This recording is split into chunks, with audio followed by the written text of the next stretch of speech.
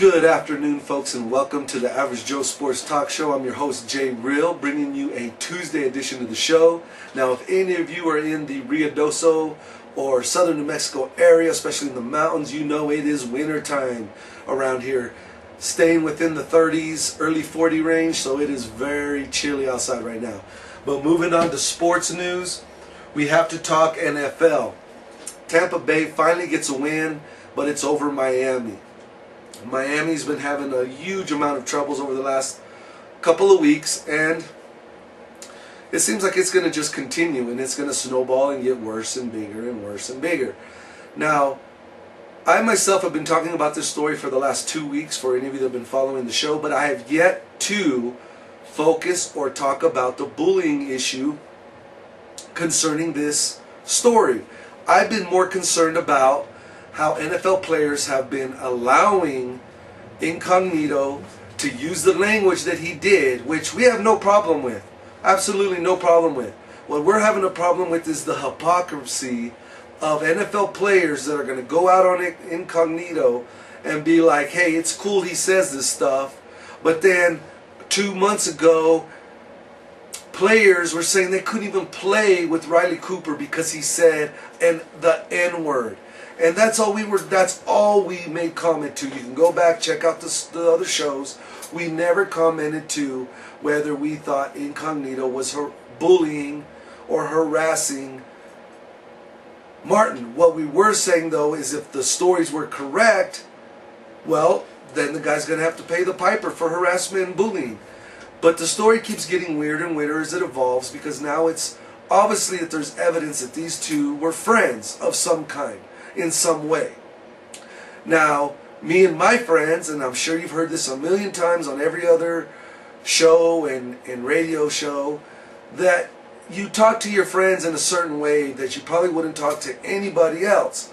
This is the issue, though. Incognito should have known his limits and should have known if he was good enough friends with this person to take it to that place. Because many of us take it to that place with our friends, but because you know them and they know where you're coming from with it, you're able to receive it and take it from those close friends. Now, again, we don't know all the facts, so we don't know.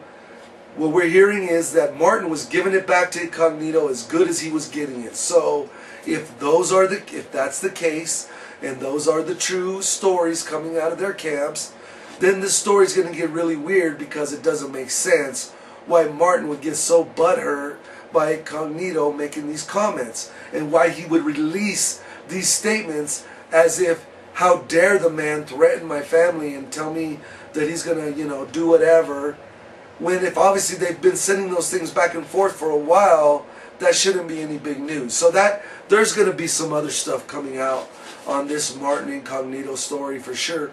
Now, Incognito did come out in a exclusive interview over the weekend, and he didn't really give a lot of light. He didn't shed a lot of light on anything. It was just kind of like he said, she said, we're all pals, I don't understand. Nothing was, and Glazier did a good job on the interview. He hit some points, he was going after him. But we ain't going to know what's going on really, and we're not going to know what's really going on until Martin gets out and speaks, and he has yet to do that. So we're just going to have to wait and see what Martin does. But I can tell you all this right now. If Martin is going at this because he wants to just create a lawsuit and wants to get paid for nothing, then I say shame on him, and I will no longer support the man. But if the man has truly felt abused, truly felt bullied and harassed, and he's trying to change the culture of, I don't want to say change the whole culture of the NFL, because come on folks, let's just get real here. The NFL should have and does have the right to act a certain way with their rookie players coming in. Now, I'm not talking about harassment or abuse, but what in the world is wrong with a rookie carrying pads to the locker room? What's wrong with rookies having to pay for some donuts in the morning? Shoot, we've all done that in our businesses. When you're the FNG, is what they called us, you had to do a few extra little things. We're not talking about abuse again. We're not talking about harassment. Just fun little things that should be allowed in any workplace as long as they're monitored and dealt with in a proper manner. So, with that said, we don't know again all the facts. We'll have to wait and see when Martin speaks. But if he's trying to create an atmosphere where players are safe from veteran players, then hey, we're all for that. But if he's trying to create a lawsuit to get paid, we're not going to back the guy up, and we have problems with that. Okay, moving on from that. So Tampa finally gets a win over Miami, has a world of hurt. I mean, come on. Miami's going to sit there and try to explain away that their front line, offensive line is great. They have no issues. They rush for 2 freaking yards on Monday Night Football.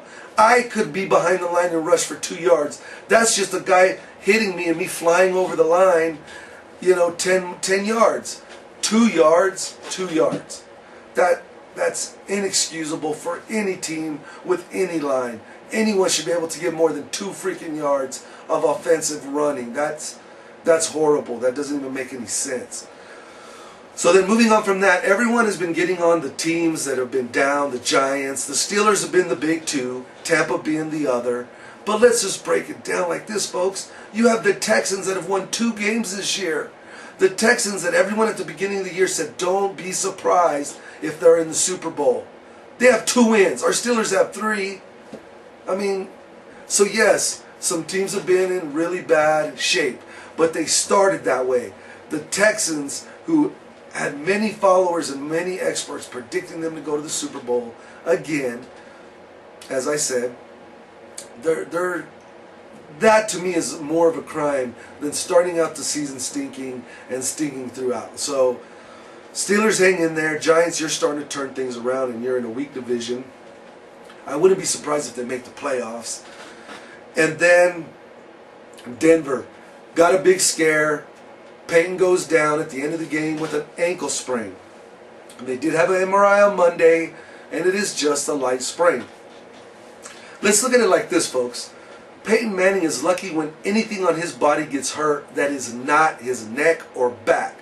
This guy is lucky. He should be hobbling off the field saying, thank God I didn't get my neck detached from my body, because he's had 3 surgeries to repair his neck. He's one good hit away from being paralyzed. Now, in no means am I saying we want him to be paralyzed. What we're saying is, don't bitch about a sprained ankle. Be grateful that it's not a broken neck. He'll take a broken arm, broken leg, broken hip, dislocated shoulder, and he should be taken off the field and be smiling, saying, as long as it wasn't my neck. So anyway, he's going to play. He never misses. And one of these days he's going to get lit up and he's going to get really hurt. He's 1 hit away. But he's been doing really well. Denver's looking good. They're going into Kansas City, where Kansas City is 9-0, and we are rooting all day long for Kansas City to knock out those Denver Broncos. But they have to play the game, and we'll see what happens. Moving on from NFL, which we could stay on all day, NCAA news. We have Alabama beating down LSU, just blew them out. And a lot of folks were under the impression that LSU would actually give them a game. And I even for a second thought that. But as soon as game time came, I felt Alabama's too big and strong. They're too deep. They're too fast. They're too well coached to let LSU beat them. And sure enough, they blew them out. It was close for like a first quarter, quarter and a half, whatever, halftime. And then it was just over from there. Now, this is the issue we have right now with the NCAA. How in the hell are you going to be supposedly experts in football and have every quarterback under the sun, every offensive running back, receiver, whoever is in the hunt for the Heisman Trophy ahead of Aj McCarron? That is insane. I'm losing respect for football right now, folks. NFL and college. Why? Because these are so hypocritical companies and organizations. How are you going to try to tell me that a man, Aj McCarron, plays for the highest paid coach in the NCAA, probably in the history of NCAA, who demands the highest quality from that quarterback game after game, year after year? They have won 2 national championships in a row, going for 3. They should win 3. Imagine the stress, imagine the pressure that Aj McCarron plays under every week, week after week, year after year. and produces and pulls out the win. They are going undefeated. Well, this year they're probably going to go undefeated. They've only lost maybe 1-2 games in 3 seasons. That is phenomenal. That's actually quite amazing if you put it into really serious context there. And the guy's not even being mentioned for the Heisman Trophy. You know who they're saying? They're saying not Aj McCarron. They're saying Manziel. Don't get me wrong, folks. I love Manziel. I think he's awesome. I think he's a great player. But how can you shoot him over a guy that's won 2 national champions, undefeated year after year, except for the one loss that they lost to Manziel, which was a miracle, because if they played him today, they would spank their heinies and send him home. As a matter of fact, they beat him earlier this year. How are you going to say that doesn't qualify AJ to be a Heisman Trophy winner? The guy has going on 3 national championships. What does a guy have to... So let me get this straight. If Aj McCarron went out every weekend, got drunk, was all over the tabloids, all over the news in a negative way, that would get him some spotlight. That would get him some people talking about him. The guy plays football the way it's meant to be played, which is in a team effort. He's very unselfish, but he wins, and he wins, and he wins.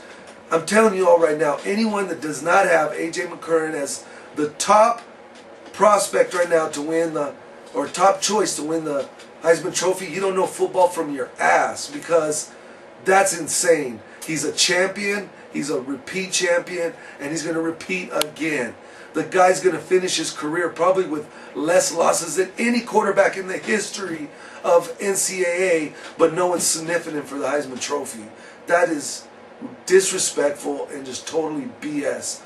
Right here from the Average Joe Sports Talk Show. Aj McCarron, Heisman Trophy winner 2013 or nothing, especially if he wins the national championship. Take that to the bank right there. Okay. Now, moving on from that, we're going to wrap up here after we get through the Magic Minute as well. But heading into the wrap-up, we're going to talk a little UFC real quick. We haven't talked about it for a while. Why? Because nothing really exciting has been going on until last weekend. You're talking the Phenom, Victor Belfort, took on Dan Henderson and knocked his ass out. Dan Henderson had never been knocked out. Boom! Leg kick, good night, sweet Irene, whatever you want to call it, knocks the man out. That's 3 in a row, bam, knockouts with a leg kick for Victor the Phenom Belfort. Now, many people are just all over the guy saying he's all juiced up, and if you looked at him, you would totally understand why they're saying that. The guy is more ripped than any time that I've ever seen him. He always had a pretty good physique, and he always had a good structure. But right now, this guy is ripped like a beast. I mean, he is in total shape. I would even hate to know what his fat count is, because his whole body probably has less fat than my hand. And that's just amazing from a guy that's pushing in his late 30s. Now everyone's saying, well, he ages better with wine and all that, and that's great. Test the guy. If he doesn't fail, then just leave him alone, let him move on. Because right now the big talk is about a rematch between him and, that's Victor the Phenom Belfort, and Anderson the Spider Silva. But wait, we got to put the brakes on that. Pump the brakes.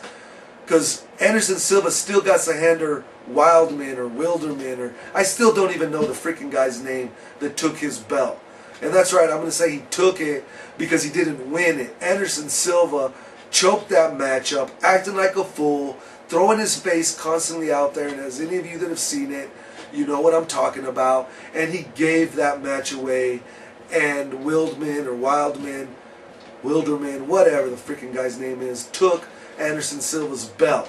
Now, the rematch is coming up in, I believe, end of December, where Silva and Wildman 2 will go down. And I'm going to say this right now. Anderson Silva better get in that ring, and he better take him out first round, knockout. I don't want to see him goofing around. I don't want to see him running around and throwing his chin out there and telling him to hit him. I want Silva, as many fans want Silva to do that are UFC fans. Go in there and show this guy that he has no business being in the ring with a champion like Anderson Silva. The guy had the most winning streak in the history of UFC, and he just tore people up. It was embarrassing to see his fights because he was just lighting people up, taking them out. So Anderson Silva needs to take Wildman out first. Then I think if Silva can take back his belt and win back his belt as he should, then I think it would be very interesting to see a Silva Belfort 2 to go down hopefully sometime next year. But time will tell, because Silva still got to get his belt back, and I'm biting my nails. I'm chomping at the bit because I just cannot believe that this Weidman guy has a chance against Silva in the second rematch, or in the rematch. And it's just going to be interesting. I'm so excited. That fight, I will pay $40 to watch. I will pay the money to go to a sports bar and watch if I have to. I am watching this fight. Many of us missed the first fight because we thought it was going to be a TKO, a ridiculous knockout right away. And when we had to go back and watch the rematch and the refootage, I just couldn't believe what I was seeing with Anderson Silva. He just gave that fight away. So anyway, just kind of rehashing everything there. Now to go into wrap up, we're going to go to the Magic Minute. We had a Type 2 tournament on Friday at the Player Zone. And again, Pinky, the blue deck builder, the blue deck player, comes out on top for first place. I mean, it's just amazing to see how these players with pink can just deal, or with blue can just handle every imaginable strategy known to man with the counters and the control of blue. But anyway, great job, Pinky. In second place, Tyson Aguilar took second place. Kudos to you guys for doing your job. And then this Friday, it's going to be, here it goes, folks, all you gamers out there that are in the Ruidoso area, do not miss the Anything Goes tournament Friday night at the Player Zone. Anything goes. There is no ban list. There is no cards you can't play as long as they are official Magic cards or proxies of those Magic cards, and for limit. So we're really excited for that. And then don't forget, next Friday is the Thanksgiving tournament. What are we going to be doing for Thanksgiving tournament? White and green decks only, or a mixture of the two. No red, no black, and no blue. So sorry all you suckers out there that want to come in here with your counter control decks and have no strategy but counter. It can't happen. You're going to have to actually build something that's going to have to go to battle and fight and fight and fight. Folks, we thank you so much. Get your jackets on if you're in the area.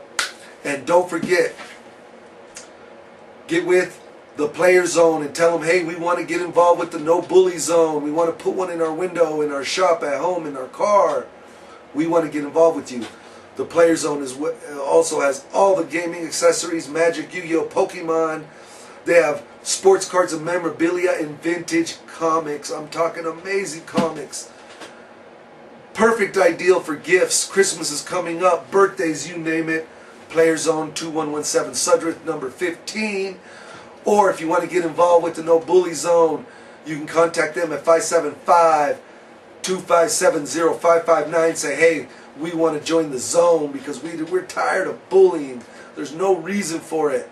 And then we also got to thank Freestyle Productions and Freestyle Jewelry for being partners and coming up and creating the idea of the No Bully Zone. We love it. We support it.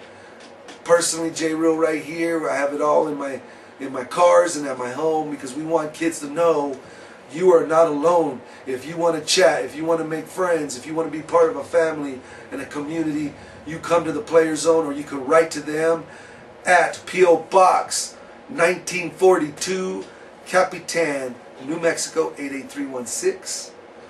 And if you don't want to have your name talked about, or you don't want to be known, you just want to kind of have someone to chit-chat with, because we are not professional psychologists here, we're not professional mind readers or shrinks, we're just some good old people that love different types of people. We love to make friends, we like to extend our family, and we will make you feel just at home, or even better than at home, because J-Real's for real. All right, folks. Have a great week. Peace and much love. We will see you on Friday's show. Don't miss it.